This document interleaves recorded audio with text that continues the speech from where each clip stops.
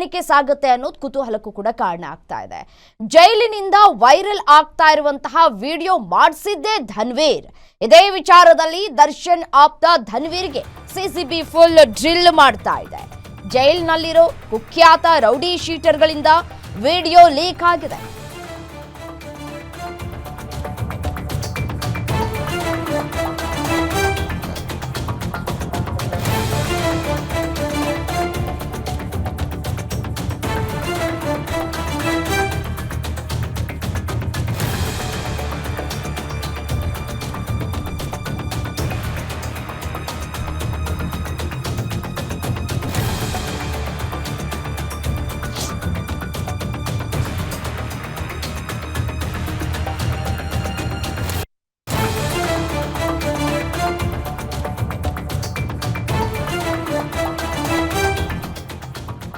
ಜೈಲಿನಲ್ಲಿರುವಂತಹ ಕುಖ್ಯಾತ ರೌಡಿ ಶೀಟರ್ಗಳಿಂದ ವಿಡಿಯೋವನ್ನ ಲೀಕ್ ಮಾಡಿಸಲಾಗಿದೆ ಅನ್ನುವಂತಹ ಗಂಭೀರ ಆರೋಪ ಕೇಳಿ ಬರ್ತಾ ಇದೆ.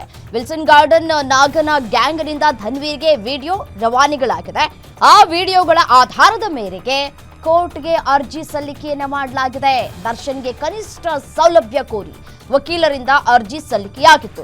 ಅರ್ಜಿ ಸಲ್ಲಿಸಿ ಧನ್ವೀರ್ ಬಳಿ ಇದ್ದಂತಹ ವಿಡಿಯೋಗಳ ಆಧಾರದ ಮೇಲೆ ವಾದವನ್ನ ಕೂಡ ಮಂಡಿಸಿದ್ರು. ಟೆರರಿಸ್ಟ್ ರೇಪಿಸ್ಟ್ಗಳಿಗೆ ಎಲ್ಲಾ ಸೌಲಭ್ಯಗಳು ಲಭ್ಯವಾಗ್ತಾ ಇದೆ, ಆದ್ರೆ ದರ್ಶನ್ಗೆ ಮಾತ್ರ ಯಾವುದೇ ಸೌಲಭ್ಯವಿಲ್ಲ ಅಂತ ಹೇಳಿ ವಾದವನ್ನು ಮಾಡಿದ್ರು. ಆದ್ರೆ ದರ್ಶನ್ ಪರ ಅರ್ಜಿಯನ್ನ ತಿರಸ್ಕರಿಸಿದಂತಹ ನ್ಯಾಯಾಲಯ ಆ ಕೋಪದಲ್ಲಿ ಎಲ್ಲಾ ವಿಡಿಯೋಗಳನ್ನ ಲೀಕ್ ಮಾಡಿರುವಂತಹ ಧನ್ವೀರ್ ಸಿಸಿಬಿ ತನಿಖೆ ವೇಳೆ ವಿಡಿಯೋ ರಿಲೀಸ್ ಮಾಡಿರೋದು ಬೆಳಕಿಗೆ ಬಂದಿದೆ.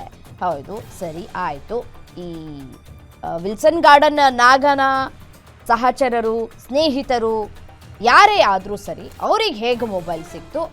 ಯಾಕೆಂತಂದ್ರೆ ಒಳಗಡೆ ಹೋಗಬೇಕು ಅಂತ ಅಂದಂತಹ ಸಂದರ್ಭದಲ್ಲಿ ಪ್ರತಿಯೊಂದನ್ನು ಕೂಡ ಚೆಕ್ ಮಾಡಿ ಒಳಗಡೆ ಬಿಡ್ತಾರೆ.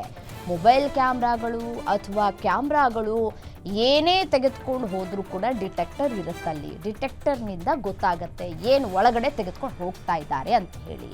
ಸೊ ಹಾಗಾಗಿ ಹೇಗೆ ಸಾಧ್ಯವಾಯಿತು? ಸರಿ ಆಯಿತು, ದರ್ಶನ್ ಆಪ್ತ ಧನ್ವೀರೇ ಇದೆಲ್ಲವನ್ನೂ ಕೂಡ ಮಾಡಿಸಿದ್ದೇ ಆದರೂ ಕೂಡ ಒಳಗಡೆ ಏನಾಗ್ತಾ ಇದೆ ಅನ್ನೋದು ಬಟಾ ಬಯಲಾಯ್ತಲ್ಲ. ಜೈಲಾಧಿಕಾರಿಗಳ ಮುಖವಾಡ ಬಯಲಾಯ್ತಲ್ಲ.